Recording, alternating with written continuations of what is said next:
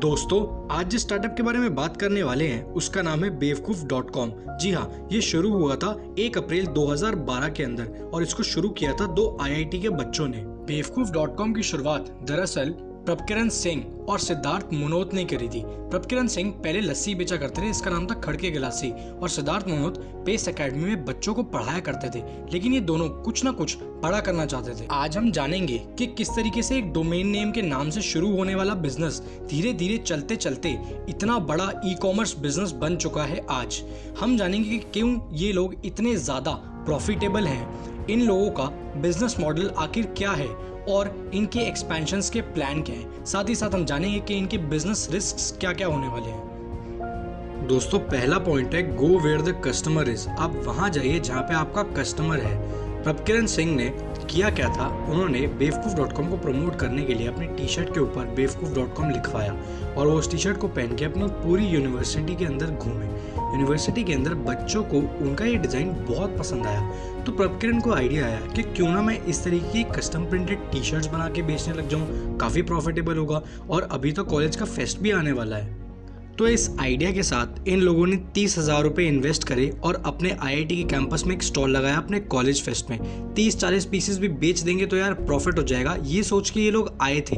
लेकिन इनके डिज़ाइन जैसे घंटा इंजीनियरिंग, घंटा एमबीए इतने ज़्यादा अच्छे लगे लोगों को कि 300 के 300 पीस जो इन्होंने बनवाए थे सारे के सारे बिक गए। इनको समझ में आया कि हमारा जो पोटेंशियल कस्टमर है एक्चुअली में स्कूल और कॉलेज के स्टूडेंट्स हैं। ये काम करके इन्होंने एक नया नीश डिस्कवर किया और इन्होंने ये सोच लिया था कि हम सिर्फ इसी नीश को टारगेट करेंगे, सबको माल नहीं बेचेंगे।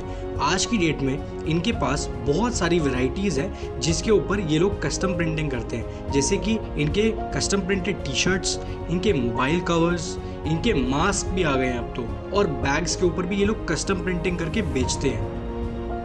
अगला पॉइंट है लो कॉस्ट मैन्युफैक्चरिंग। इनको पता था कि अगर ये लोग सारी चीज़ें खुद करेंगे तो इनको बहुत ज़्यादा पैसा खर्च करना पड़ेगा। सेल्फ मैन्युफैक्चरिंग के अंदर इतना ज़्यादा पैसा खर्च होता है कि अगर ये लोग खुद ही शर्ट्स बनवाएंगे, फिर उनको कस्टम प्रिंट करेंगे, फिर उनको बेचने के लिए भी बहुत ज़्यादा अलग अलग जगहों पर स्टॉल्स लगाएंगे तो बहुत मेहनत लग जाएगी।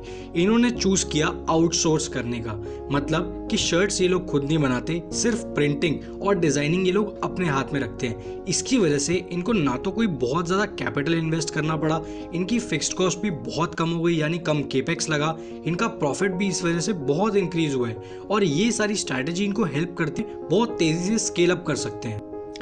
अगला पॉइंट है कंज्यूमर बिहेवियर एनालिसिस। अपने कंज्यूमर के माइंडसेट को समझने के लिए ये लोग बहुत मेहनत करते हैं। देखो, पहले प्रोडक्ट बनाने से कोई फायदा नहीं होता, पहले समझना पड़ता है कि कंज्यूमर एक्चुअली में चाहता क्या है। इन्होंने अपने कंज्यूमर्स को स्टडी किया जो कि स्कूल और कॉलेज के स्टूडेंट्स हैं। इन्होंने देखा कि फंकी डिजाइन पसंद है इन लोगों को, अब्यूजिव डायलॉग्स हो गए, स्टैंड आउट आउटफिट, मतलब सब लोग ना अलग अलग दिखना चाहते हैं। मूवी डायलॉग्स बहुत फेमस है, मीम्स आजकल बहुत ज्यादा चलते हैं, तो इन्होंने इस तरह के मूवी डायलॉग्स और मीम्स का इस्तेमाल किया।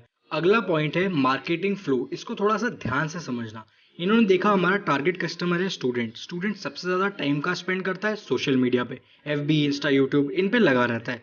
फिर इन्होंने देखा कि स्टूडेंट सबसे ज़्यादा एंगेज किस तरह के पोस्ट के साथ करता है। इन्होंने ढूंढ लिया कि क्लोथिंग के साथ तो करता नहीं है, मतलब एक आदमी शर्ट पहन के खड़ा हुआ है उनके साथ तो कोई एंगेज करता नहीं है। लेकिन मीम्स बड़े एंगेजिंग होते हैं, लोग उसके ऊपर कमेंट करते हैं, उनको पढ़ते भी हैं और उनको ध्यान से समझते भी हैं। तो इन्होंने मीम्स के थ्रू अपने ब्रांड का प्रमोशन करना शुरू किया। इस चीज़ को हम इनडायरेक्ट मार्केटिंग भी कहते हैं।